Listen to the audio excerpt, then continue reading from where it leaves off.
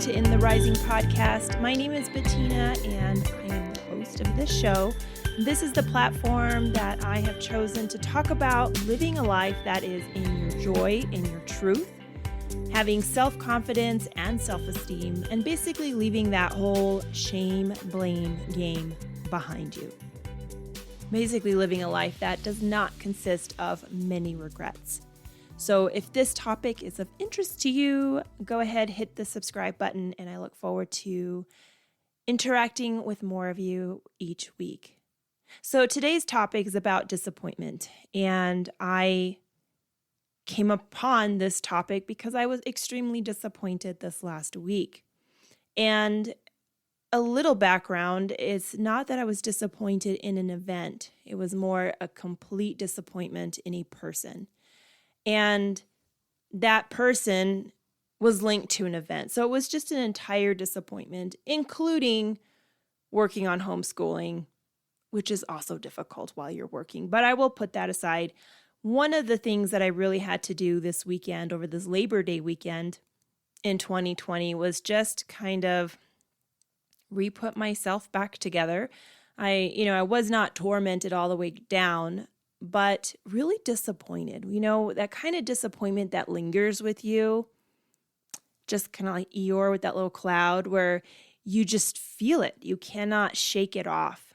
No matter how comfortable, confident, how much self-esteem you have, self-confidence you have, belief in yourself, you're just kind of hung up on this moment, and that's okay. So I decided to talk about disappointment in this show, and I read an article that I found beneficial, and so I want to discuss that a little bit further today. And there are 7 steps that you can work through. Now, of course, you can always make that higher, make that lower, but it really helped put things in perspective to me, and I absolutely hope that it helps put things in perspective for you. And the first one is just to accept what happened. Accepting does not mean liking. Accepting does not mean you're happy about it, thrilled about it, or that you want to have a repetition. It really is understanding that it is what it is. It's not what we had as an expectation, but it is our reality. And the quicker we can accept what reality was or reality is, the better we can deal with it. If we're trying to deal in hopes and dreams and expectations, well, they are not tangible, and they are also not real life events. But just getting to that point where you have an acceptance and a realization of an event, and have respect for it, and have respect for yourself in the process of that. And that leads right into number 2. That is a little hard for me sometimes to do, and maybe this will relate to you and resonate with you as well, is treating yourself like a friend and not a frenemy. So many times the world is ready to put us down, and it can come from left, right, above, below, strangers. But when you are having a moment like that, it is best to just be a friend to yourself. What would you do in that moment if your friend was that disappointed, or a loved one? How would you act to them? Wouldn't you have a little compassion? Would you not extend some grace and some time?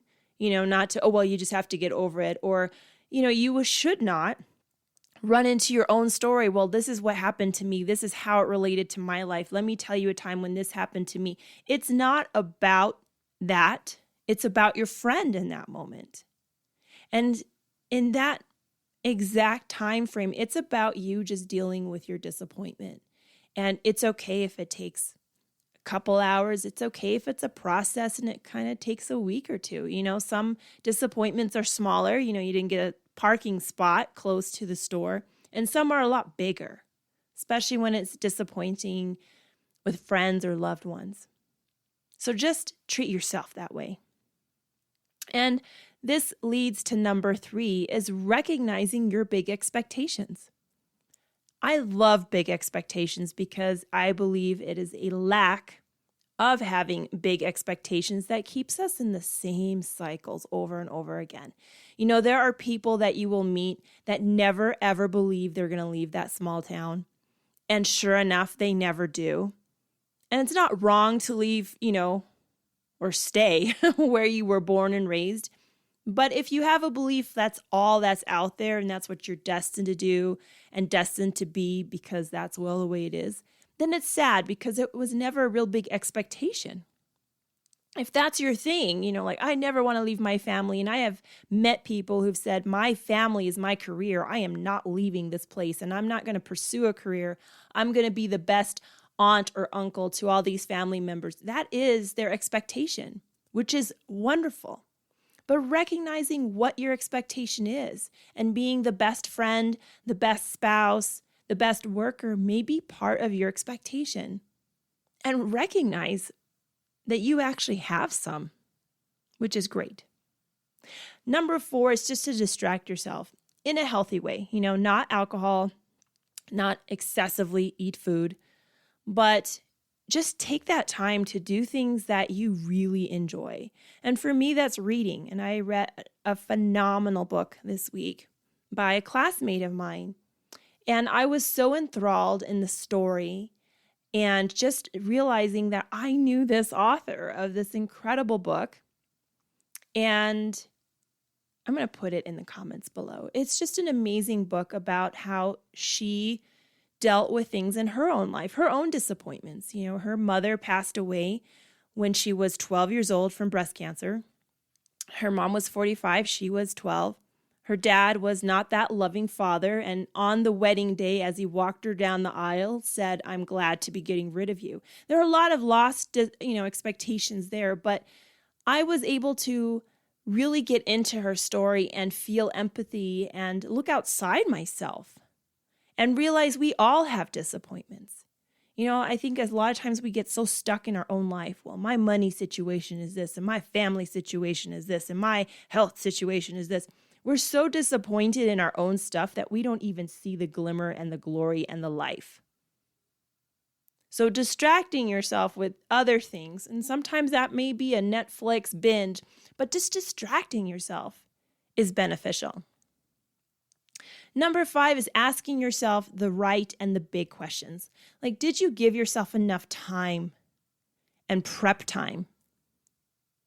By that, I mean, if you really thought you were going to work out 7 days a week, every week, starting, September 1st, but you never prepped for it, you never had the cute outfit, you never had comfortable shoes, you never figured that, you're going to do all of your exercise outside and it's in the middle of the rainstorm or rainy season, or what it feels like this year, it's one of the hottest times on record, you're not going to be running out after work. It's 99 degrees outside. Are you really preparing yourself physically, emotionally? Are you setting up clear boundaries between you and other people? Because you have expectations, but so do others. And sometimes their expectation of you is just to use you. How are you in that place? Number 6, and there's only 7, is that you can adjust for the next time and the time after that. And there will be a next time, and there will be a time after that. And I thought about all those times so far as relationships and friends where I'm like, I'll never have a friend like that again. And I sure did. And built some solid friendships, built really in the fires of life, that they were strong, they were bonded, they were sealed, they were just melded and welded together. And phenomenal. Then I think about certain relationships that were more difficult. Having, people that you dated that you thought you would marry. Or people that you married that you thought you'd stay married to. And then you go through that process of dealing with that breakup, but then there's a time when you put your little pinky toe or you decide to step in with both feet in a new relationship. But you have to adjust because there can still be disappointment. The possibility of disappointment is 100% there, but how you deal with it, how you deal with all the red flags or the red carpet before you leave the next relationship, either for yourself or someone else. You have a different coping mechanism. And so that disappointment served a purpose. And number 7 is realize you have disappointment because you actually care. You care about that person. You care about that situation. Or even bigger, you care about yourself.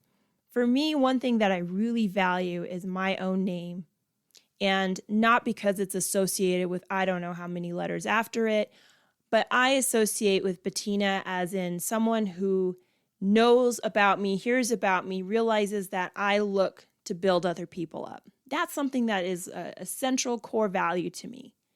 And I want to build up others, but I also enjoy building up and growing myself. And I look for opportunities to advance my own journey, mentally, physically, psychologically, emotionally, all of those.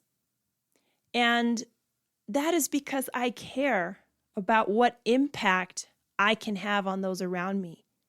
And one of those people around me is my own son. So I do value all of that. So some of my disappointment came from realizing that this disappointment is very much likely going to happen to my own son, and there is nothing I can do about it. But having gone through this, I will better have one day what he may ask of me, what he may need, I will have it to give. So there is always something out of these moments of disappointment. There has to be. I believe it so. Well, thank you so much for listening today. You know what? We all only have so many minutes. We only have so minutes we can donate to this or that, and I appreciate the time you took to listen to this podcast today. If this is something that's of interest to you, I would completely appreciate if you subscribed and even leave a review, because that is a great way to help build the podcast. A better way is if you care about people that you can tell would benefit from some of these, share it. I would appreciate that, and likely so would the person that you are sharing it with. So until next Tuesday, I will see you guys, and let's build each other up.